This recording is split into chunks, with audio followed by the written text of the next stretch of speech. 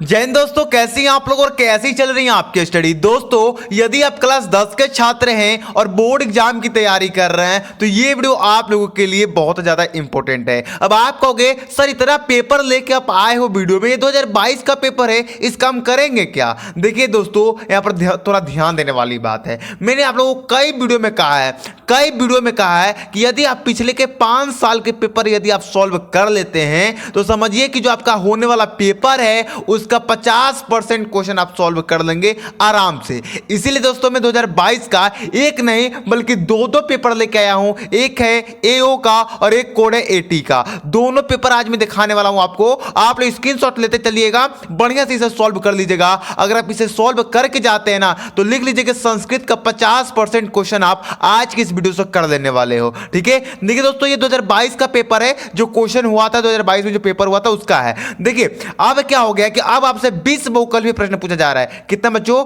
20 बहुकल्पीय प्रश्न पूछा जा रहा है। लेकिन पहले क्या होता था कि एक भी बहुकल्पीय प्रश्न आपके शुरू में नहीं पूछा जाता था। देख लीजिए, सबसे पहला जो क्वेश्चन होता था वो होता था निम्नलिखित गद्यांश में से किसी एक गद्यांश को हिंदी में संदर्भ सहित अनुवाद कीजिए। ये 7 नंबर का आता था गद्यांश, लेकिन अब इसे 4 नंबर का कर दिया गया है। देखते बहुत चेंजिंग हुआ है, लेकिन ये जो गद्यांश है वेरी इंपॉर्टेंट है, तो इससे आप लोग सॉल्व कर लीजिएगा। स्क्रीनशॉट आप लोग ले लीजिए। ठीक है, इस सबका सॉल्यूशन आपको कहां मिलेगा? क्वेश्चन बैंक में ही आपका मिल जाएगा। देखिए 2 गद्यांश आपको दिए जाते थे, वो अगर वो नहीं आता तब ये कर सकते हैं। अब देखिए प्यारे बच्चों, जो दूसरा प्रश्न होता था वो होता था पाठ का सारांश, जो कि इस बार भी आएगा, हमेशा आता है और इस बार भी आएगा। 4 अंक का पहले आता था, इस बार भी 4 ही अंक का आने वाला है। तो दोस्तों मैंने आप लोगों को बताया था कि आप विश्व कवि रविंद्र का तैयार कर लीजिए, गुरु नानक देव का तैयार कर लीजिए और 2-3 लोग का बताया था उनका तैयार कर लेंगे तो ये क्लियर हो जाएगा। देख लीजिए इसमें विश्व कवि रविंद्र का फंस भी गया है और गुरु नानक देव का भी फंस गया, दोनों ही फंस गया है। ठीक है, तो आप लोग कंप्लीट कीजिए। चलिए अब देखिए आगे आपका आता है जो तीसरा प्रश्न जो है उसमें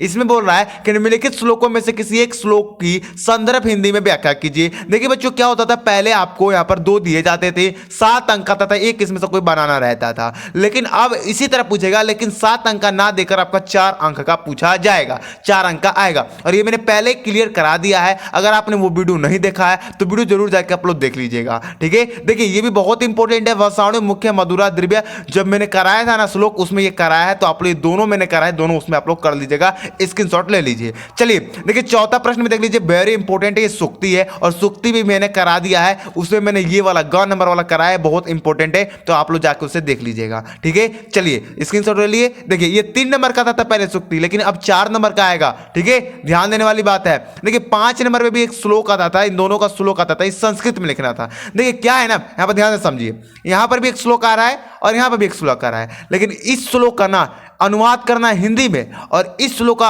अर्थ लिखना है संस्कृत में, दोनों अलग अलग हैं। ठीक है, ये 5 नंबर का आता था, लेकिन इस बार 4 नंबर का आएगा। आगे देखिए, आगे आप लोगों से पूछा जाता है पाद का चरित्र चित्रण, जो कि इस बार भी आएगा, 4 नंबर का ही आएगा। आप लोगों को मैंने बोला था कि जीवित वाहन का तैयार कर लीजिए और 2-3 लोग का बताया था, अगर उनका तैयार कर लेंगे तो फंस जाएगा। देखिए यहाँ पर जीवित वाहन का फंस गया है। चलिए उसी प्रकार ये देख लीजिए, ये संस्कृत का प्रश्न उत्तर है जो मैंने करा दिया है, आप लोग कर लीजिए, लिख लीजिए, स्क्रीनशॉट ले लीजिए। तीनों बहुत इंपॉर्टेंट है, नहीं कराया है तो आपको मैं जल्द ही करा दूंगा। और ये सब व्याकरण से रिलेटेड क्वेश्चन है जो कि आप कर सकते हैं सॉल्व। देख लीजिए बहुत इंपॉर्टेंट है, इन सबको मैं आज ही करा देने वाला हूं। आज का मैंने करा दिया, इन सबको करा दिया है, आज ही कराया था, आप जाके चैनल पर देख सकते हैं। ठीक है, ये देख लीजिए सारे आपके कहां से होंगे रिलेटेड, आपके संस्कृत ग्रामर से होंगे, यानी व्याकरण से रिलेटेड होंगे। चलिए अब 12 नंबर प्रश्न देखिए, 12 नंबर प्रश्न होगा ना, यहां पर देख लीजिए, यहां पर भी समास, ये भी सारे संस्कृत से ही रिलेटेड हैं। ठीक है, चलिए और ये सारे देखिए यहां पर 16 नंबर प्रश्न होगा, संस्कृत में अनुवाद कीजिए। ये हिंदी में दिया है, इसको संस्कृत में आपको अनुवाद करना है। ठीक है, देखिए बहुत इंपॉर्टेंट है, 6 हैं, 6 के 6 एक नंबर के हैं, 6 नंबर आपको मिल जाएंगे और ये तो आपको खुद करना होगा।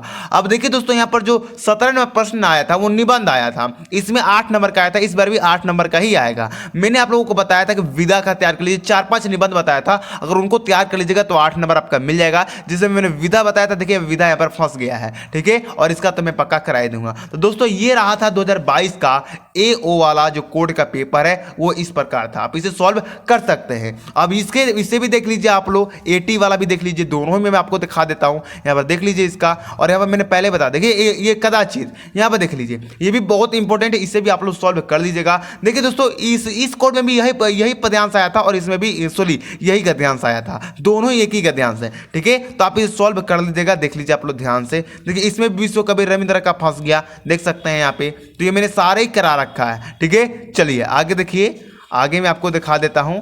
आगे सारा चीज वही है। 5 का चरित्र चित्रण देख लीजिए बच्चों, मैंने आप लोगों को महात्मा गांधी का जीवित वाहन का बोला था, और ये दोनों ही फंस गए यहाँ पे। देख रहे हैं, ये बहुत इंपॉर्टेंट है, इसे आप लोग तैयार कर लीजिएगा। और चलिए आपको निबंध में डायरेक्ट यहाँ पर दिखाने की कोशिश करता हूँ।